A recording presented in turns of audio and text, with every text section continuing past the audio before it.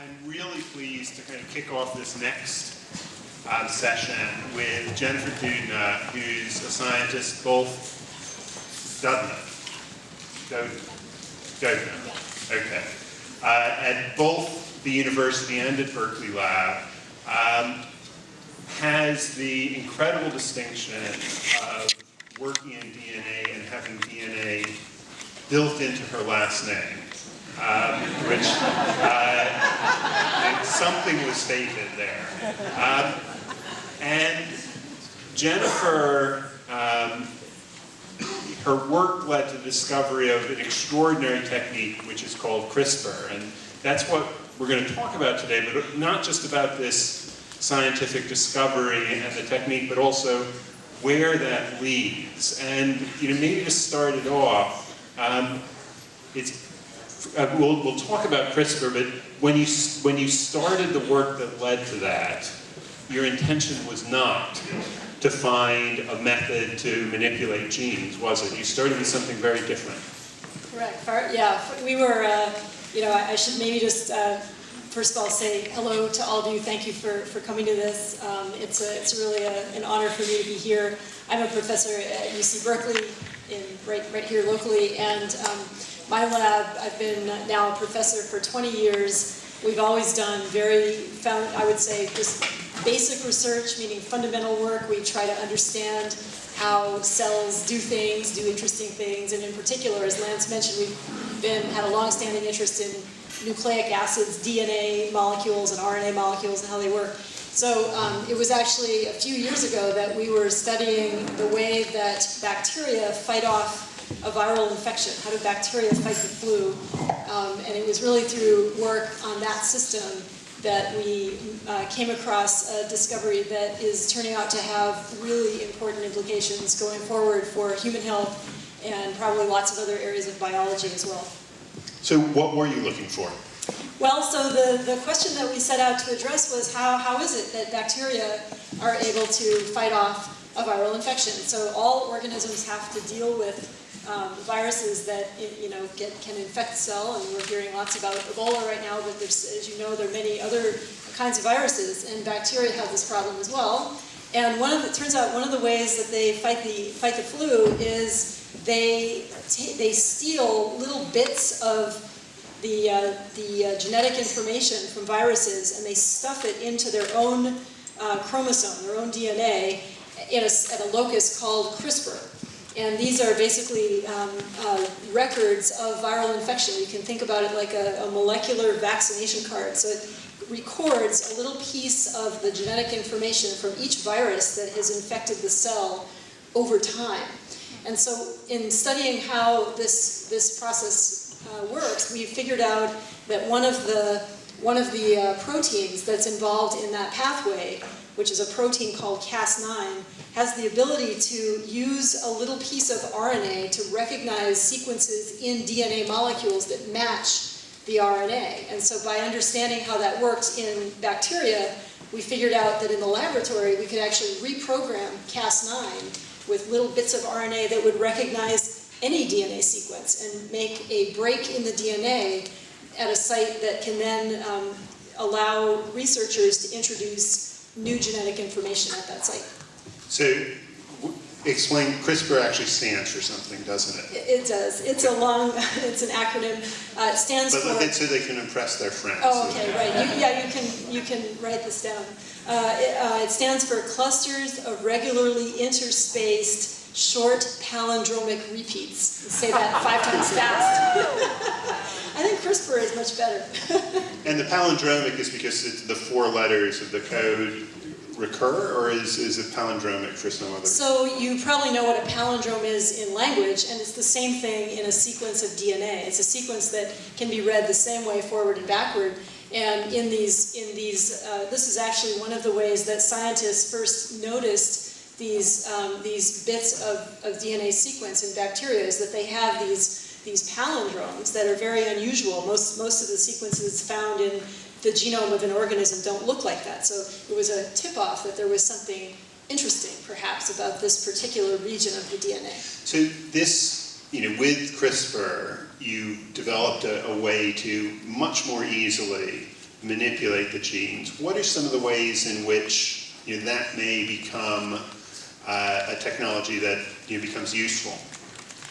Well, so what's been really exciting, I think something interesting for the folks here to appreciate, for those of you that, if you're not a scientist, or even if you are, you probably know that, you probably can appreciate that, most scientific discoveries that are made, especially, very basic science kind of discoveries that are made in a laboratory, they take a long time, often, even as a technology, to become widely useful. We've seen this over and over again with different kinds of technologies. And I think what's been very, very interesting and really, frankly, surprising to many of us in a good way is that this technology has worked very well for many labs around the world very quickly. And so what we're seeing right now is that this is a tool that scientists can use to cut the DNA of, let's say, a human cell at a place where or near a place where there might be a genetic mutation in the genome of the DNA, of the DNA of the cell, such that that bit of sequence can be repaired by the cell with the potential to actually fix genetic mutations. And so I think what we've already seen is that this is being done now in animals, in monkeys, in mice and rats, in various kinds of plants. And so, we can certainly see that very quickly on the horizon is coming a day when it's going to be possible to use this to fix mutations in humans. And there are a number of diseases where we've identified a single or maybe a couple of genes that are responsible for that. And so would that be the likely first target? Right, so I think, there's a lot of discussion going on right now among scientists and clinicians about, what should the first targets be. And I think some of the obvious choices are going to be blood diseases. It's attractive because one can imagine, and this is already being done in other contexts, you can imagine taking blood cells from a patient that has a disease such as sickle cell anemia, for example, which is a disease that's caused by a point mutation in the DNA. We know exactly where that is. And we can imagine removing the cells from the patient, using this CRISPR technology to engineer the cells to be repaired, and then putting them back into a patient. And if they are what are called stem cells, then they have the ability to proliferate in the body and replace cells that are otherwise defective. And is this something that you can also see being used at the level of the embryo as well? So you spot unfavorable genetic mutations early on, and that this could be changed at a pre-birth stage as well.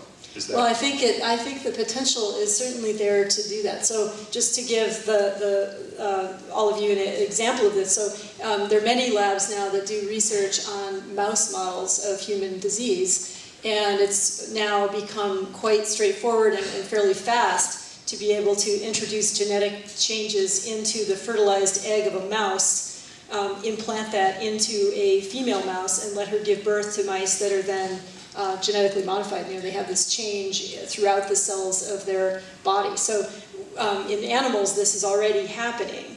And I think we can see that this, certainly, I think from a technology perspective, it's going to be possible to do this in humans. And the question is this a good idea? Because I saw you quoted, I think you did an NPR interview, where you said anyone with basic molecular biology training is going to be able to do this. And that's kind of scary. Why is it scary? Well, I think it's very interesting. Again, it sort of goes back to what I said a few minutes ago about this technology being, having just, kind of gotten going in the scientific community incredibly quickly following its initial discovery. So fast that, people are doing lots and lots and lots of experiments, and I feel like the technology is almost out in front of where we are in terms of thinking about potential ethical issues that come up with the kind of thing that you're talking about. And, ethics in science has a very interesting history. I mean, the 20th century, of course, with the rise of nuclear weapons and nuclear power, physicists have had to deal with this for quite some time. it's probably a more recent thing for people involved in biology. I mean, where do you think your responsibility lies, or is it do you feel what you need to do is explain things to policymakers and that's where the responsibility lies? Where do you call the balance on that? I guess I see my responsibility as sort of on two levels. One is what you just said, sort of, and what we're doing here, talking about this technology, trying to explain it to people so that they understand at least the basics of how it works and the power of the technology. And so I think that's one important thing. The other, though, is I do feel as a scientist and just as a person that it's important to participate in that discussion. And so we actually have about a year ago or so, I founded with some of my colleagues at UC Berkeley and UCSF the Innovative Genomics Initiative, which is funded by a generous gift from the Li Ka-shing Foundation. And one of the goals of this initiative is to sponsor discussions that will consider the ethical implications of the technology. And so we have our kickoff meeting in early January with a number of, mostly scientists, but we have a few people from the media as well and others to come in and just have a very broad-based discussion about the technology itself and the kinds of things that are now possible and how to move forward in terms of helping the public to think about this, helping regulatory agencies to think about this. I think I'm not even sure it's on the regulatory agency's radar at the moment, but it will be soon. And, to help people visualize some of the issues this raises, you say, it's kind of scary that, somebody with a relatively simple biology lab in their basement could do this. What are the fears? I mean, what are the bad things that could emerge from this? Well, let me give you an example. So this something happened about a year, maybe a little less than a year ago. A colleague of mine, Russell Vance, who's a professor of immunology at UC Berkeley, he and I were walking across our campus, and he said, I'm hearing about this CRISPR technology, and we want to use it to try to make some mouse models, and how should I get started? And I said, well, if you send a student over to my lab, we can give you the bits of DNA that you'll need to get started with this tool, and you can test it in mice. I said, I had my student take the materials he got from your lab. We changed the sequence of the bit of RNA that programs this Cas9 enzyme such that it would recognize a gene in a mouse that would cause the coat color of the mouse, which is normally a mouse that's normally black, to change to white, to be an albino mouse. And so he said, we did this experiment. We basically took that programmed version of Cas9, we injected it into fertilized mouse embryos, and then implanted those into female mice, and look at the attached pictures of the litters of mice that were born. And so I looked, and there were, the first picture had 8 mice, 6 of which were white, and 2 were black. And the other picture had 12 mice, 8 of which were white, and 2 of which were mottled. They were, half what we could sort of spotted white and black, and the other 2 were black. And so it was really amazing. So you realize that these white mice have a genetic change in every cell of their body, right, that is corresponding to where this programmed Cas9 was able to interact. And I showed these pictures to people in my lab, basic scientists in my lab, and half of them said, wow, that's really cool, that's amazing. And the other half said, whoa, that is really freaky. That is a powerful technology. Because you can see, maybe from that description, that it didn't take particular expertise to do the experiment. It was very fast to do it, and you end up with this, organism, animal, that has a genetic change at a site that the experimenter was able to choose. So one of the things that interests me about that, kind of looking, where does this go, is do you see a prospect where people are going to be able to pay to have enhanced children? There are enough things that's pulling our society apart in terms of the haves and have-nots and income inequality and things like that. If I can go and say, we're about to conceive a child, and we'd like them to be a bit taller and have a few more fast twitch muscles and whatever else. Let's tick the boxes that we want. Is that something that's a prospect? As this technology plays out. Well, I think that's a little bit on the sci-fi side. I don't think we as scientists understand well enough how to do those things, even if we wanted to or thought it was a good idea. What I do think is very interesting and something just for people to think about is that, suppose you had a couple that wanted to have a child, but they have a genetic disease in their family that is, guaranteed to be passed along to their children. Wouldn't it be amazing to be able to offer them an opportunity to have natural children that don't have this genetic mutation? To me, that's very, very exciting to think about. And so you say, as scientists, we don't know enough. I mean, is that just this fundamental problem? I remember in '99 when the genome was finally sequenced, all the front pages said, we've figured out the book of life and all this, and so we're going to learn so much. And actually, it's a lot more complicated than that, isn't it? Because knowing the genome doesn't necessarily tell you what all the proteins are doing, and sort of understanding that deeper level is proving incredibly complex. That's true. So I think that that there are a number of diseases where there is a single well-known change in the DNA. Like sickle cell anemia is a great example. Cystic fibrosis is another example. Huntington's disease. So there's a number of diseases where we know what the underlying genetic cause is. But there's many, many more where we really don't have a handle on it, or where we're aware that there are multiple genetic changes that give rise to a disease. Schizophrenia, for example, would be, I think it is an example there. Alzheimer's is another example.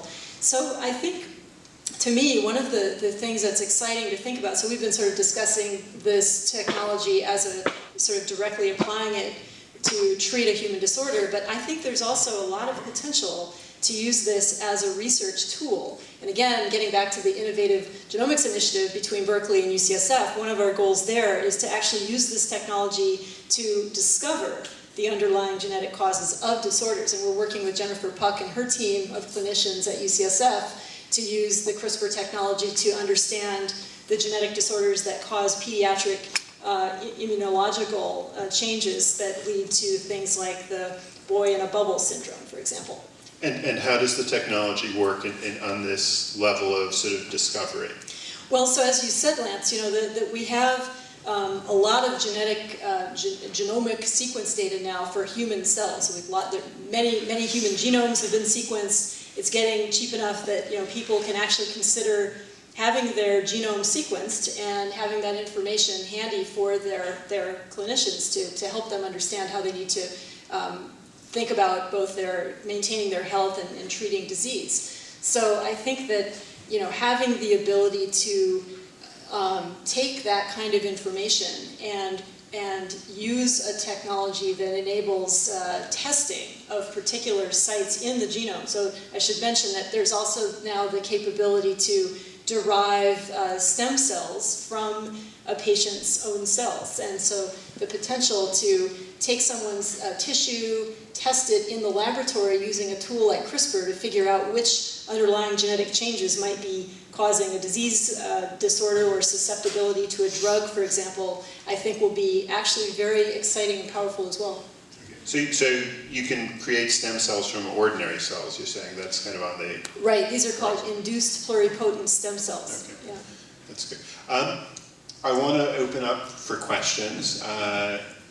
I'll look around. We've got microphones roving. Who's our microphone wrangler?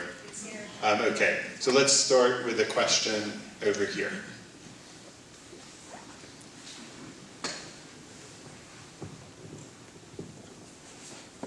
Just there. You're about to walk past.